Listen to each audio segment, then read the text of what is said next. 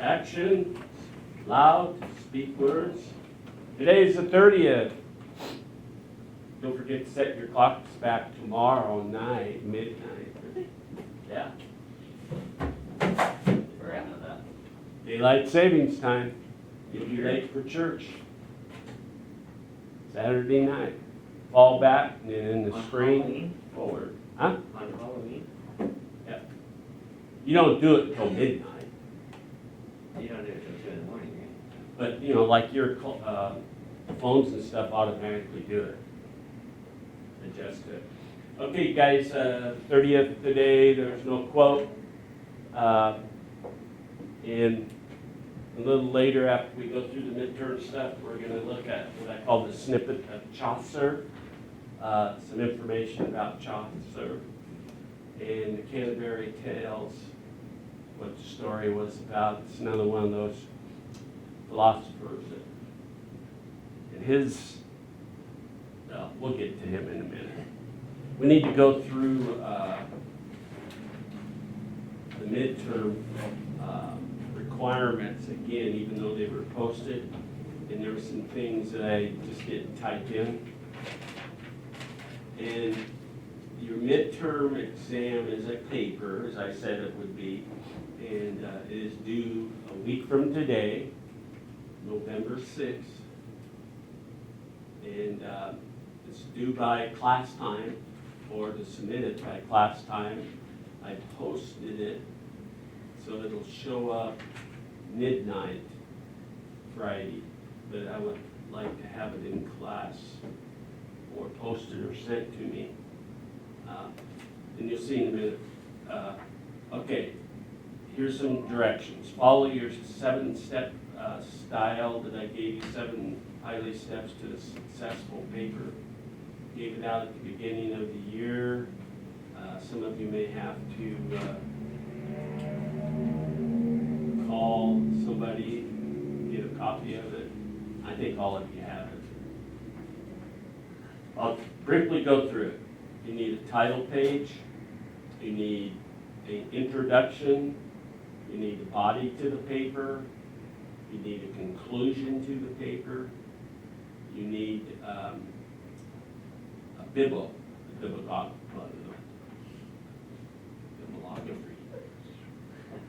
Here we go again, Larry. Okay, then I also, that's only part of the 7th, then I grade on grammar, sentence structure.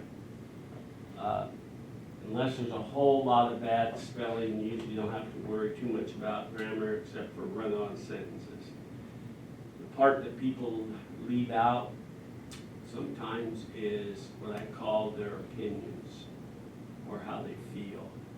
So as you write the paper about your person and their contribution, you have a chance to agree or disagree. Oh, by the way, this reminds me of this and this.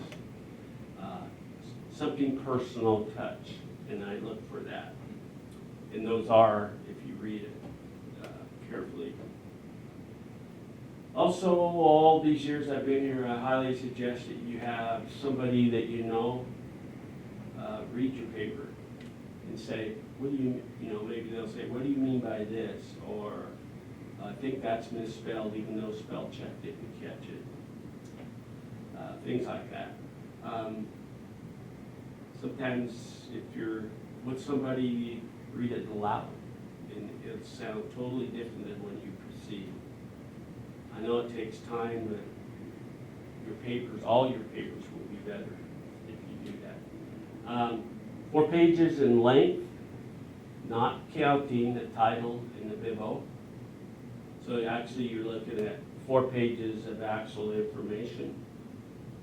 And then, you know, page 5 and 6 would be your title page. What should you have on a title page? Your name, class, my name, the title of your paper, which would be your topic or your not your topic. The person or their contribution could be part of the title, you decide. Now here's something a little different. You're going to submit this paper this time typed Populi to my phone. Some of you send the stuff to me, email or text to me on my phone. It has to be submitted on Populi site. I don't even remember what the call numbers are. Is it under the assignments page or? You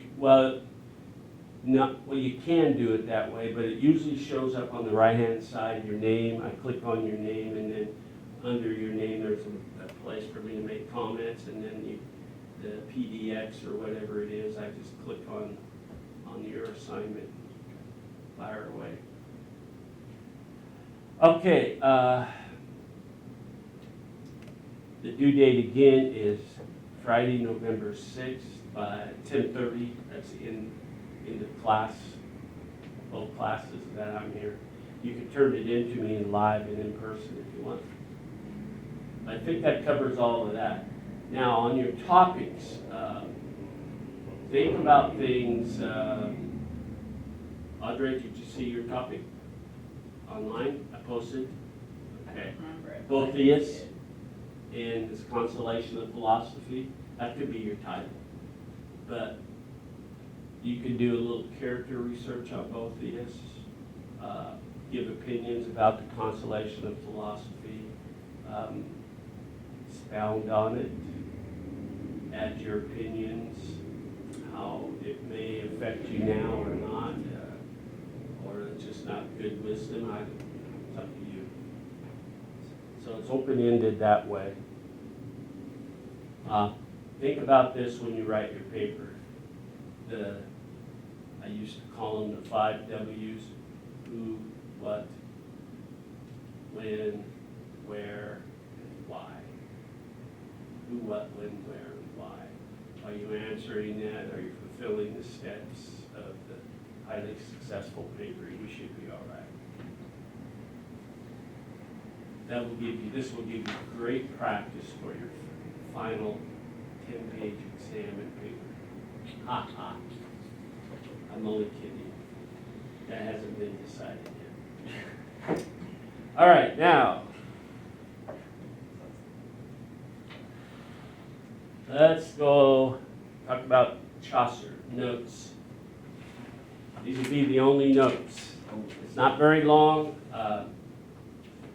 The Canterbury Tales is one of his famous works that I'm going to read from your textbook and highlights and things. First of all, our last 3 philosophers, I want you to note the times in history. I'm going to go over it right now. If we go back to Dante, and his, I call 1265 to 1321. This is not real important, but notice, only lived 56 years, which was about the average life expectancy. But notice the era of time. The next person would be Chaucer, who overlaps right after the death of Dante. His is 1343 to 1400, 57 years of age. And then, who we already covered, Emmerus, 1466 to 1536. Of course, those 3 lived the longest. But anyway, notice the beginning, the ending, the starting of the Renaissance, the Reformation movement, because the next person we're going to look at is John Calvin. And just notice the pattern of these people, just for the sake of dates and putting yourself in a time frame. Okay, I like what the author says here about Chaucer. Chaucer at the title page of 189 says the Middle Ages. Okay, the Middle Ages, if you remember back before that when we looked at Dante, and there's a big time jump there. But the Middle Ages go into the Renaissance and the change, and the Reformation and the change. They kind of overlap each other in both directions, if you want to say, and give you an idea how things were changing in the world. And this was primarily the European world. Okay, just going to read straight out. Reading a book that caused its author's pangs of consciousness as he died, and some measure of repentance when he wrote. It's an interesting project for a Christian, because Chaucer was a Christian. Reminds us of the work of a genius that does not justify all the contents. His beauty of expression does not negate ethical ugliness.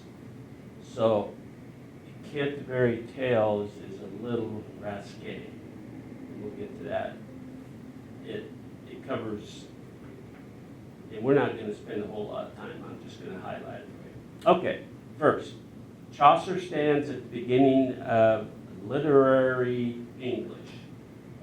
It's transition. He didn't write Canterbury Tales that way, but it's the changing style of the English handwriting, let's say. The way to read, but way to write. Now, most of his writings had a faith background, a Christian faith background. And the author says something about his grandfather in the Canterbury Tales. But, Chaucer gets credit for language change. That would be a characteristic, I guess, of him. People started listening and seeing things. Literary, you started seeing more plays like you would see with Shakespeare. And the Canterbury Tales was put into a play form. Like a lot of other Shakespearean things also. Chaucer, like Homer, writes about a journey. But as a Christian, he has a different goal. Homer wanted to go home, but Chaucer's, he calls them pilgrims, want a piece of man's true home, paradise, in quotations. Homer wanted to go home, but Chaucer wanted a piece of man's true home. What is paradise? What does it look like? What can it look like? Okay, the pilgrim is heading for a piece of heaven on earth. The shrine with its relics, but he must pass through the cities of man and through the wilderness. Another to reach paradise. Paradise will be on earth. Heaven on earth, I'm sure you heard of that. But he sees the heaven on earth. You have to go through the journeys of mankind, observe mankind, and he says that cities of man and going through the wilderness. What we have built and what we have destroyed, and you're looking again at that era in history where it was pretty easy. If you didn't like something, you destroyed it. If people didn't like something, they, or someone, they killed them. And, there was no honor, moral code except among Christians. Okay. Homer's hero was Odysseus, and he is a storyteller. Well, so are Chaucer's pilgrims. He has more than one. I have no idea why he calls them pilgrims, other than they're people of journey. Homer's stories bring him glory, but the stories of Chaucer's pilgrims are entertaining and educate the man or men on their way. Notice the word way is capitalized. It's again associated with that term we've used, the way. Chaucer is a pioneer, and this is supposed to, as it's printed in the text, entertainment. And no story in like the Canterbury Tales is bawdy as to lack a moral, even if a mistaken one. This Canterbury Tales has a moral, but you question what it is. What's the morality of things? And he's, in his Canterbury Tales now, he tries to point that out to you. what could be in the eyes of Audrey as a moral journey will look much different for Cody and much different for Larry. Okay, Chaucer's Pilgrims know the tension between what is and what should be. Which of the characters we last studied had that same saying? This is what it is and this is what it should be. Or they reversed it. This is what you think it should be, but this is what it is. Emerus is one. The pilgrims in his journey seek the prayers of Thomas Becket, the man who defied an English king in favor of his God, Christian God, by the way. The pilgrims themselves need the prayers of Thomas. Now I'm going to stop there because of their journey. If you read other writings by Chaucer in the Canterbury Tales, you see within the journey they see all kinds of good things and bad things, like any other journey. And it's what you take from the journey that makes you or the journey worthwhile. Will the journey change you? Perhaps.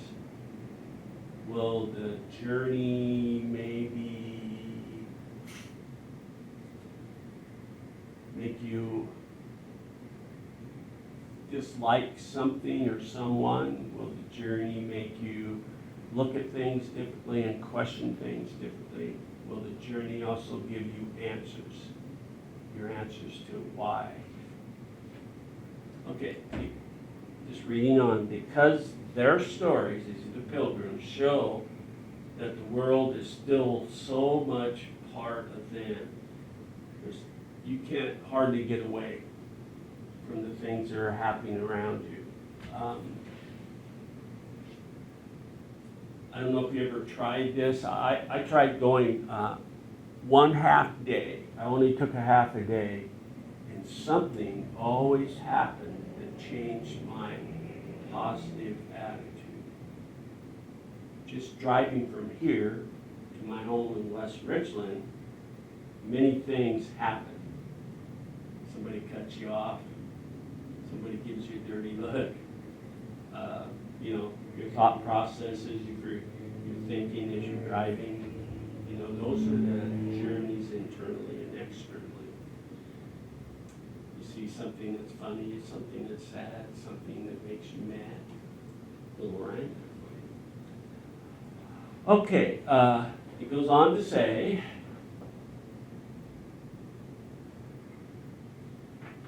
the pilgrims themselves needed the prayers of Thomas within the story, of course. Because their story shows that the world is still as much as part of them. Chaucer presents them in his own culture as it is, and not a piety that wishes it were. So, again, we'll use the Canterbury Tales because that's the one that's in your text. He says, this is what it is. This is not what it should be in my eyes, but I want you to see and understand what it is, what you're experiencing, and what you're going through.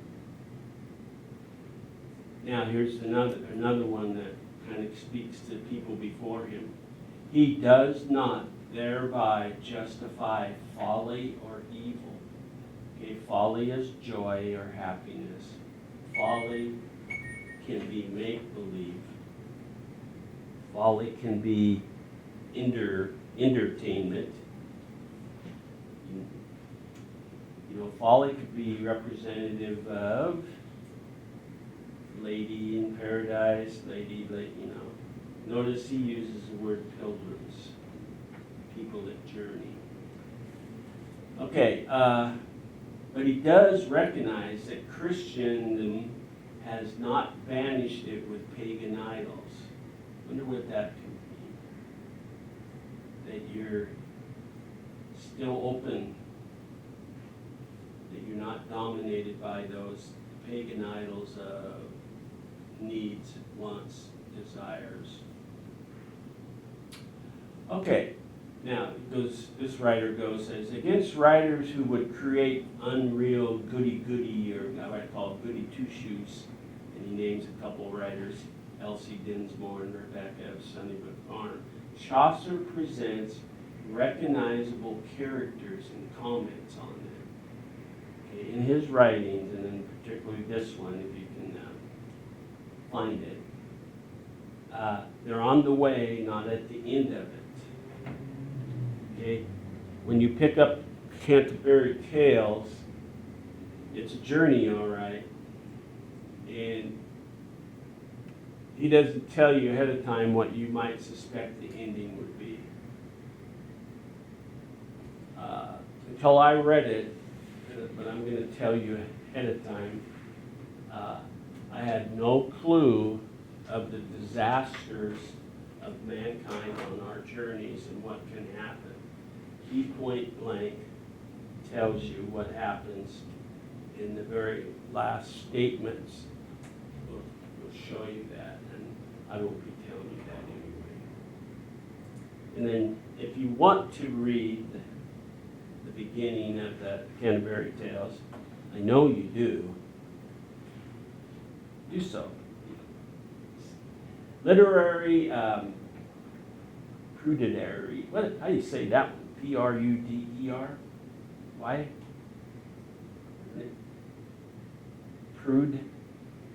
It's impossible for a Christian who must accept any book as violent as in our Bible, Judges and the Exit of the Songs of Songs. Chaucer pushes the boundaries, and even he thought some of the tales always tend towards sin. He chose to be readable, but he may have become risque and risible, using his Christian liberty to become a bit of a literary libertine. For his time, that would be a form of what? Somebody that's a little too open-minded. Now, a real short part right at the end. And then I'm going to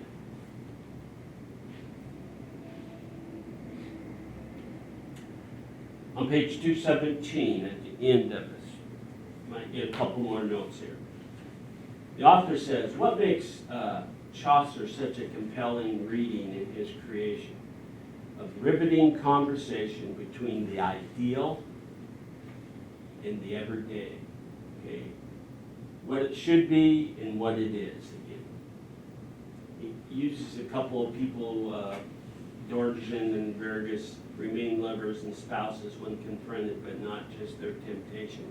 So this is a story of marriage, death do us part, but he wants you to see such tensions are the root of much of Chaucer's well-known and awful biting satires, his writings, the root of his insight into human relationships. So the Canterbury Tales is a tale of a couple who comes together. You got to remember the era of time. Chivalry was going on. Often the man went to fight. The woman stayed home, and it was understood he would be gone or maybe be killed. And what was the wife or the woman to do? Well, it was okay to have lovers. That's what he was saying. It's a sin. But he's saying there are means to keep people faithful, and this is what really threw me out of whack. So it's okay if I take off my time in Vietnam, which I never had to do, but if I had gone for 2-year term service over there, it was okay for my wife to, if she felt the need to have another man, it would be all right. Crazy, I know. And it goes on and talks about some other things that he wrote, but the moral of the story is basically a moral that you create. You must decide, is that what you would do or want to do? He talks about how society, even today, when you don't pay attention to your spouse, things begin to happen. When you don't have a common element like God in your life as with your spouse, if you don't have common interests, common communications, things can happen. And it takes a strong will, he says, in the journey. Now, the sad part of the Canterbury Tale is suicide is one of the issues in the story. And the story ends with the person killing themselves to make a point. Once that happens, you know, that's the now and then movement. Is that what needs to be done? The moral of the story is that what we should do? Give up all hope. I've been divorced once. I'm not going to get divorced again. But I know a dear friend of mine who's been married 4 times. And that's only 3 times. In the 4th one,